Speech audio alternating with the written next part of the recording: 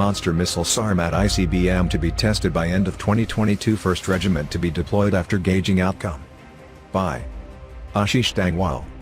November 8, 2022.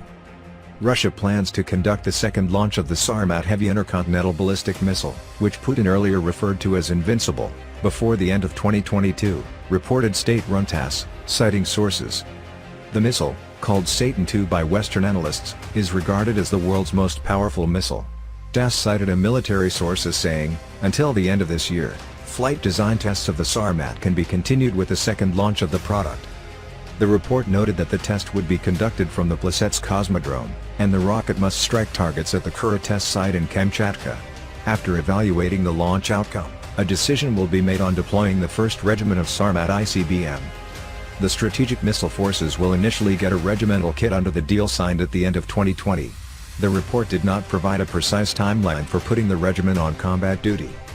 It is thought that at least 5 launches, one of which must be made through the South Pole, must complete full-fledged flight tests of ICBMs.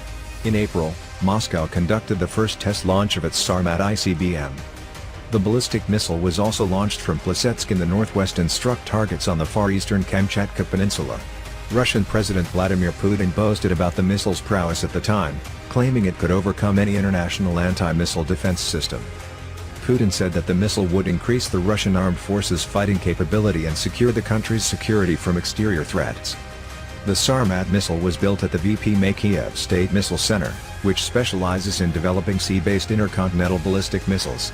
According to the manufacturer, the Sarmat will protect Russia from external threats for the next 40 to 50 years.